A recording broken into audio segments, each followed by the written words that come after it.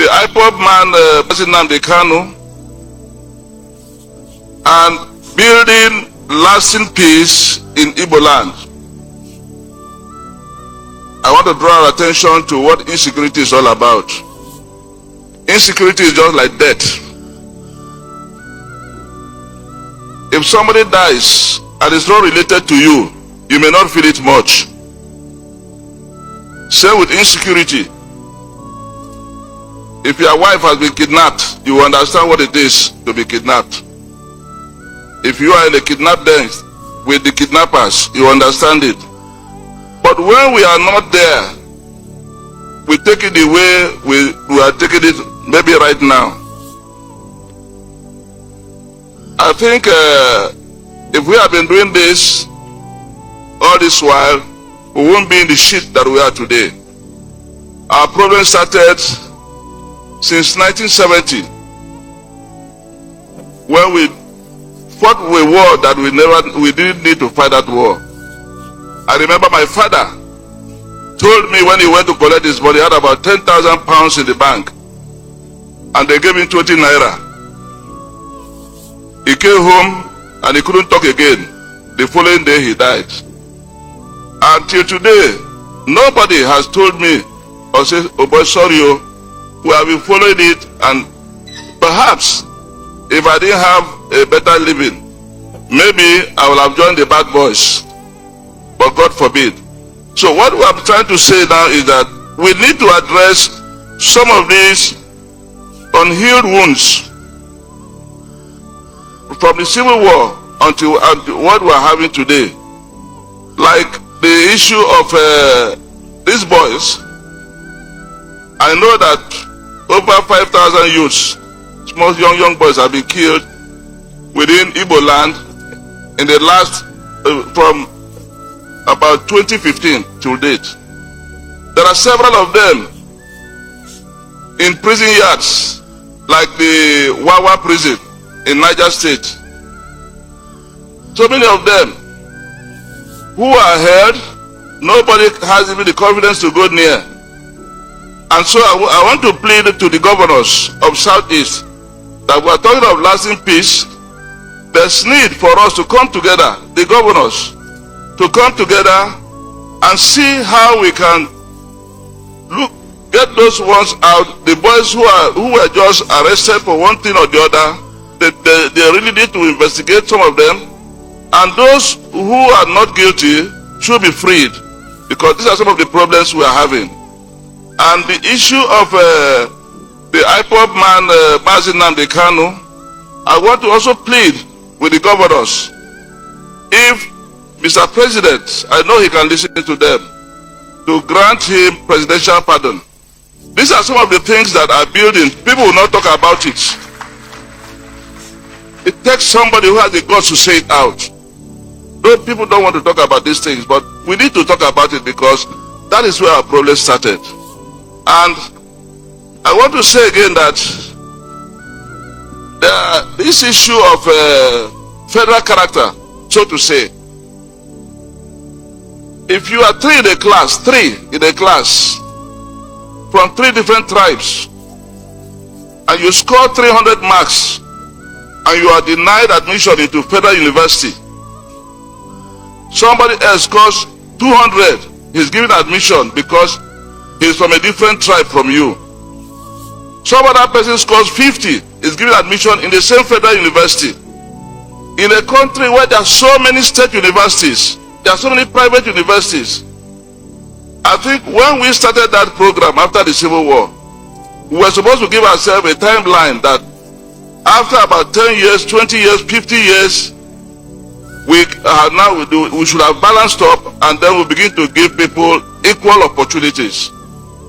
So when you find somebody who has been refused admission, 300 marks, and he sees somebody he was better than in going to university, what does he do after that? Some of them take to crime.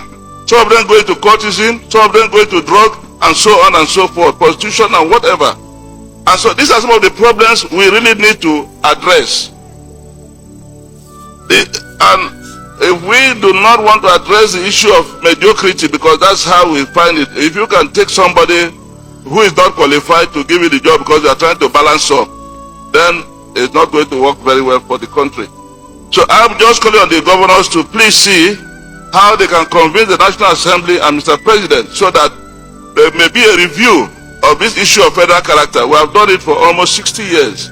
So we need to review it so that we can correct some of these issues. The issue of migration. Many of our children are outside this land. We don't ask questions. Why are they running away? Insecurity is one of the problems. Job opportunities is another one. They are everywhere. There are people today who are in IDP camps, not only in the southeast, the whole Nigeria. People have stayed 15 years in IDP camps. And we are launching roads, we are launching projects, and we are not caring about those people in IDP camps. The children that you bear in IDP camps may not be the best of children for our society. We need to look at what we are going to do with all those people who have been displaced. Is it either by erosion, or by herders-farmers clashes, or by communal clashes? The state governors, the local government chairmen should see to it that there are people who are displaced to come back to their communities. Those who are driven away by erosion should be given alternative land where they resettle. These are some of the problems that are creating the problems we are finding. If you go to Abuja, go to Nyanya, and see the number of people there. They are all left the villages, and if our villages were to be safe for us, I think more than 90% of people idling away in Abuja wouldn't be there. They will be home. Even the traditional rulers who are supposed to be part of the people to give confidence in our communities, they have all eloped. So we need to address these issues. I was thinking that we should have traditional rulers here when we are talking about issue of addressing insecurity in our land. They are supposed to be here because these are people who are supposed to be very close to the people. These are people who are supposed to pass information and intelligence to our security agencies such that those very few criminals in our communities, the people killing people, people making sit at home, what we call sit at home, enforcing sit at home and disturbing the life of people and the economy of the people. Very few boys in a town, you may have less than 50 of them causing problems. The traditional rulers will run away and all the allies will leave, including most of us who are living in Abuja, in Lagos. We have run away from our villages. So what do we expect if not that these criminals will continue to harass our people? There is need for us to reconsider our stand. We need to encourage those of us who are living out to start coming home too, to mix with our people so that we can be able to correct some of them. These young people need mentorship. We need to give it to them. They need training. A lot of them are frustrated. And so if we come close to them, if we are encouraged to come close, I think the situation will be better. Then the issue of now there is something happening. The 19 northern state governors just recently agreed that they are going to be contributing 1 billion naira each every month to address insecurity. They are going to use the retired military personnel and police personnel to work with them to make sure that they address the issue of insecurity in the northern part of Nigeria. I know that in the west, Amotekun is doing very well. Now, if we in the southeast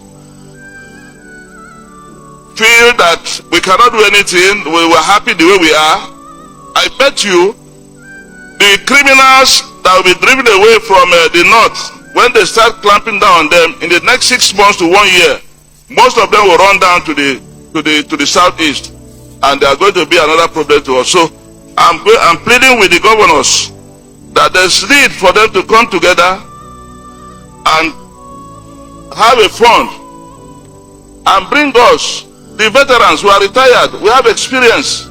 You can use us so that we can work with our traditional rulers and our community policing. We can be the ones who train the people in community policing, and we'll be able to secure our environment better than we have it today. Now, let me just talk a little bit about...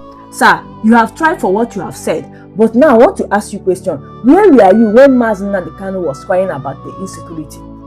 Where were you when he was crying about this insecurity? Now I want to ask you another question, sir. What did Mazi Nnamdi Kanu do that warrant presidential pardon? I want to know. Can he Mazi Nnamdi Kanu mere agejiniya presidential pardon? Or did Mazi Nnamdi Kanu tell you people that he needs presidential pardon?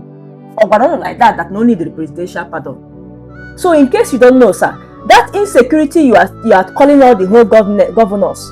You are calling all the whole governors that they should come together to create their own insecurity in order to avoid the criminals from the north and west to enter our land. That thing you are talking about, is it not the same governor? Those governors you are calling, are they not the one that hijacked ESN that Mazi Nnamdi Kanu created? The same security the created, the same security in the Ugu created. That is the same security Mazi Nnamdi Kanu created earlier. He was the one that created that security. Now, those same governments you are calling, those same governors you are calling to come together to create their security, hijacked it. They hijacked it and start using it to unalive our people. Or don't you know what is happening? Are you not in that country? Don't you know that same security you are talking about, Mazi Nnamdi Kanu even created it before this thing start happening, because he is our prophet. He saw it, he saw what is coming, and he created that security. Now that same governors you are calling hijack that security. Now you are still calling those people to come together to create another security, and you think that they will not hijack it? These people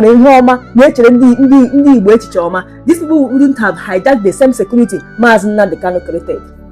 They hijacked it. Now you are still calling the same people to come and create another security. Another point again, this man said that the sit at home is caused by the criminals. Which criminals are you talking about? Who are the criminals? Who are the... So you want to tell you are standing in front of these people to tell these people that all the whole Igbos sitting at home are criminals. Is that what this man is trying to say? Now you are saying that the people sitting at home is caused by criminals. Now you know the reason. This man knew very well. He knows very well that the sit at home was for the release of Mazi Nnamdi Kanu. So it means that everybody, both Mazi Nnamdi Kanu, you are still calling for his pardon, is also a criminal. That's what this man is trying to say. That's what he's trying to say. Which criminals? So everybody are criminals. Including you, sir. If you say that the sit at home is caused by criminals, including you are also a criminal. That's what you are trying to tell us, sir. Oga, in conclusion, you are just beating around the bush. That is it. You are just beating around the bush. Now, let me inform you. All those things you are talking, insecurity, not this. When somebody gets admitted another place with the same score because of tribe, this, that, all those things you are talking, is why we, the Biafrans, we want to live. Because Igbos are treated in a different way. So for your information, sir, let me inform you that now we are Biafrans. Biafra is now a nation, in case you don't know. In case you don't know, sir, Biafra is now a nation, and the United States of Biafra they have their own securities. Go and ask questions. Those governors you are calling for insecurity, for security, they will not do anything. So if you want to get the right source, you have to ask questions. The United States of Biafra has their own security now. They have their own security guiding our land. Yes, in case you don't know. And the United States of Biafra is a nation now. Is a nation. So those governors you are calling are past governors. We have our 40 states in Biafra land, and we have all of them, we have governors. So those people you are calling are past governors, and they will not do anything because they know that we are already, that the United States of Biafra already have their own securities under the leadership of Dr. Ngozi Orabueze, our Deputy Prime Minister, in case you don't know, sir. And let me also use this opportunity to inform you that every Biafrans are required to get their citizenship certificate from now to 24 months. Otherwise, you will be considered as a Fulani. So go and apply, sir. I'm telling you, go and apply. So stop wasting your time to fix that country, because it's a past, it's our former country. Stop wasting your time to fix it. Go and look for a way to connect with the United States of Biafra's government. If you don't know, you can come to me. I will direct you where you will go. Go and look for a way to connect to the United States of Biafran citizens. If you think that you care about the Igbos, you care about the conditions, you care about insecurities, you care about the Igbos, if you think that you care about them, go and look for the United States of Biafra's government under the leadership of Dr. Ngozi Orabueze. So, this is what I have to say. I remain your sister, Amikem. God bless you.